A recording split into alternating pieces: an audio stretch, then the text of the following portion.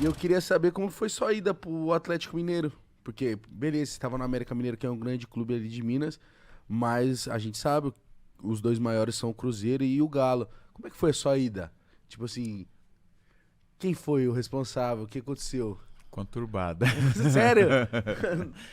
Foi conturbada aí minha ida pro Atlético, né? Porque aí eu estava no América, tinha um empresário na época, e de repente ele chegou pra mim e falou assim, cara, tem uma proposta aqui do Cruzeiro.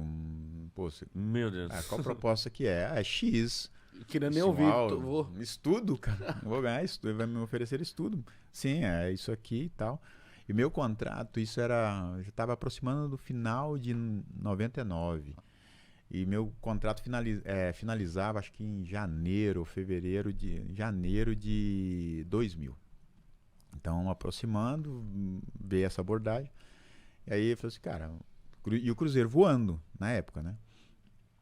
Uma baita de uma equipe. E aí, eu falei assim, te interessa? Eu falei assim, cara, lógico que interessa. Eu vou ganhar, sei quantas vezes mais do que eu ganho aqui, é uma baita de uma oportunidade. Pra um grande clube, né?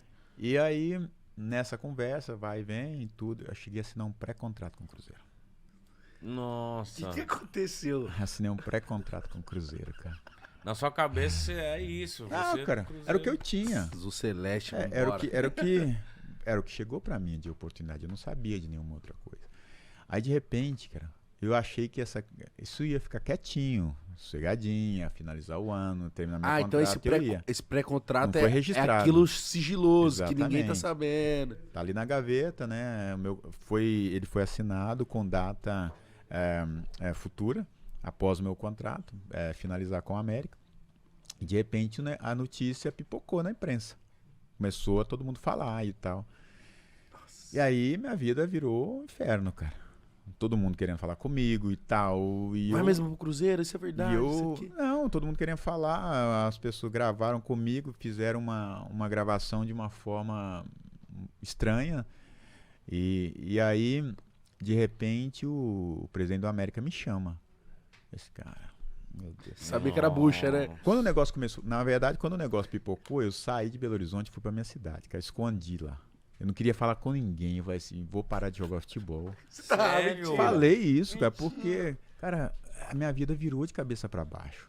Então a imprensa o dia todo falava sobre o que tá acontecendo, que o Gilberto vai pro Cruzeiro, prefere o Cruzeiro do que no Atlético. Eu não sabia de nada de Atlético, cara.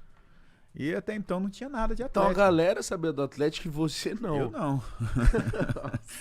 E aí, de repente, eu tô lá no interior, escondidinho, chega um empresário lá, a mando do Cruzeiro. Queriam falar comigo e tal. E aí, cara, meu pai ficou nervoso com essa situação toda também. A gente não estava acostumado com toda essa pressão, né? Com toda essa situação. Aí depois de uns dias eu voltei para Belo Horizonte e o presidente da América me chamou. E quando eu cheguei na sala dele, junto com os diretores, o vice-presidente, que é o presidente atual, a Marcos Salum, ele me sentamos assim, e quem estava junto, cara, era o Alexandre Calil, que era presidente do Conselho Deliberativo do Atlético na época. Era um diretor do Atlético. Então já tava pegando fogo ali dentro daquela sala ali já. E aí, Nossa, mano. e de repente, e eu cheguei lá inocente, sem saber de nada. Pra mim, eu vou falar com o presidente do América somente. E aí o presidente do América me explica o que é a situação, que eles tinham tentado fazer com o Cruzeiro e não deu certo. Depois foi no Atlético, o Atlético aceitou.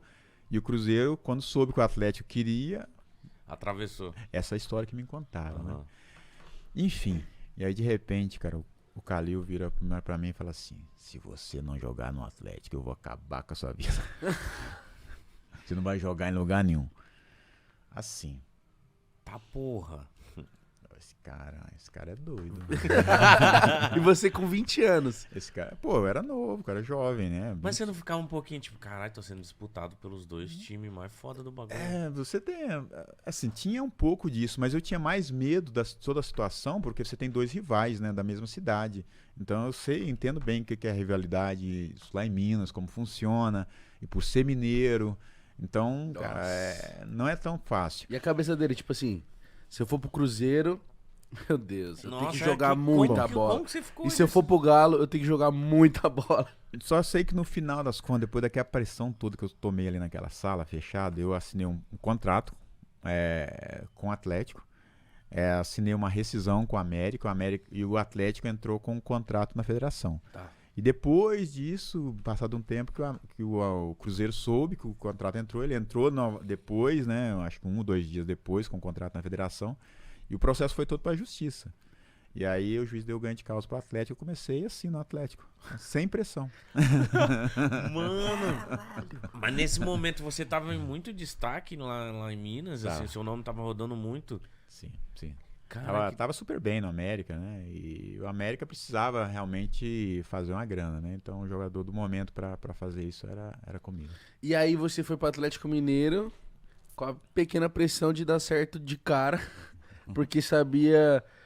Pô, porque, sei lá, eu fico imaginando você quando foi jogar o primeiro Atlético Mineiro e Cruzeiro, como deve ter sido.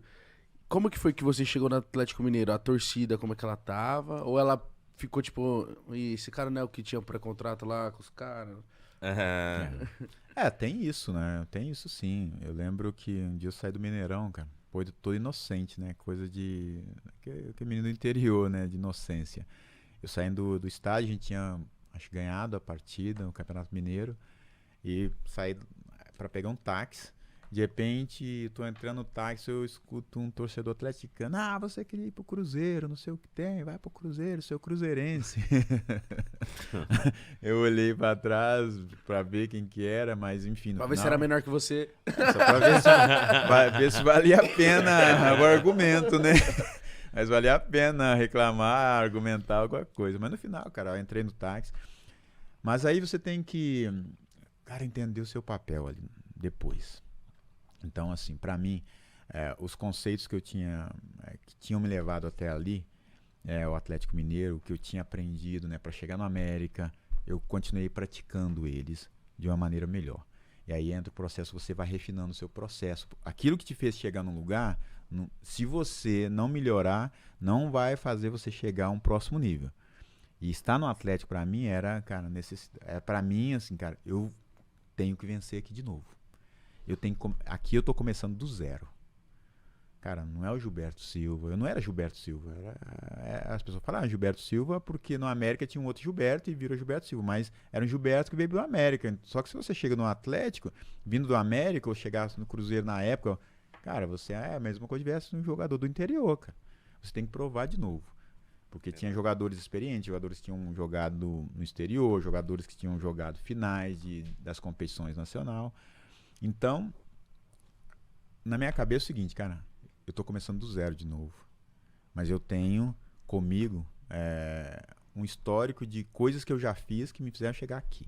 Agora, o que eu preciso melhorar dentro de tudo que eu já sei para conquistar o meu espaço aqui, jogar e construir uma história aqui.